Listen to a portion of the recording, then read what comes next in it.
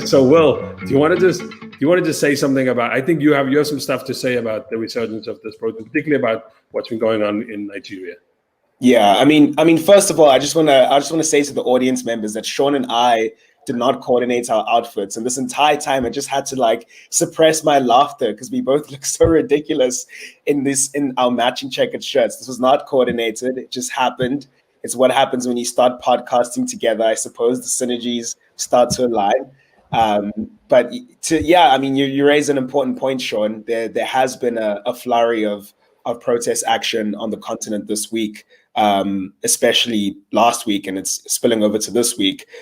Beginning where I am here in South Africa, on Monday last week, there were a number of unions that staged strike action, and then it graduated to a coordinated nationwide strike on Wednesday that brought together the two largest trade unions in South Africa who are otherwise politically opposed. And this nationwide protest on Wednesday was held largely to demand an end to state level corruption, to call for an expansion of the social security provision, as well as a basic income grant, and for an end to the crisis of water and sanitation, which is plaguing the country right now. And then in neighboring Namibia, protests erupted on Tuesday, the 6th of October, under the hashtag Shut It All Down. And this happened after the body of a 22-year-old woman, Shannon Wasserfall, was discovered in a shallow grave in the city of Narraville near Walvis Bay.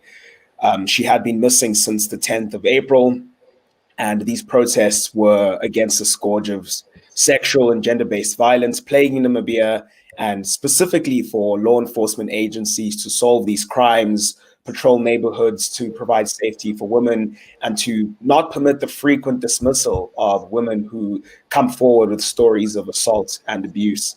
And I think these issues of femicide are more or less cut and paste the same as they are here in South Africa and truly on the rest of the continent. So recommend that viewers revisit our episode with Sahela Sirajpal that we had a couple of weeks ago to think through how to address these issues.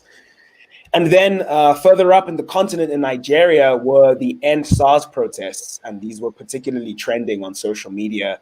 The Special Anti-Robbery Squad was is an important word here, a federal policing unit established in 1992 to respond to a wave of crime that came about in Nigeria's largest cities like Lagos and Abuja.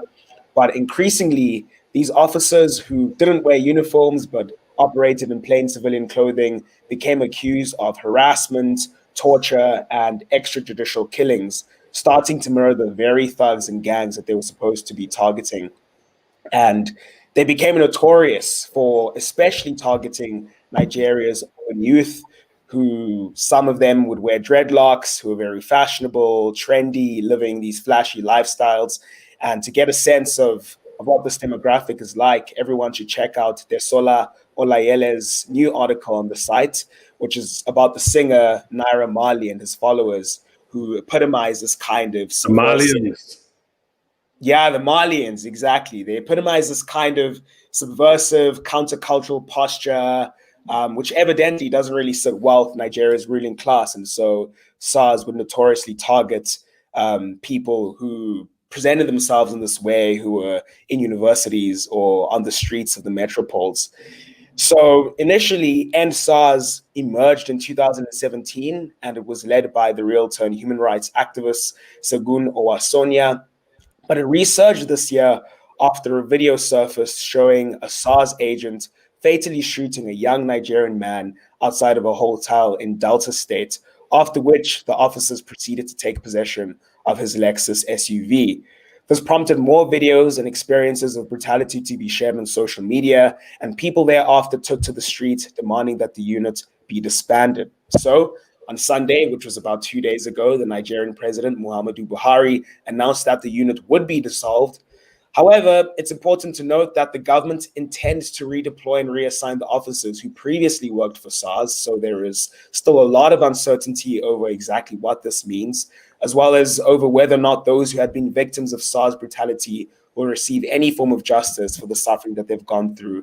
So people are still on the streets as recently as today, protesting to end police brutality in Nigeria, and we express our full solidarity with them.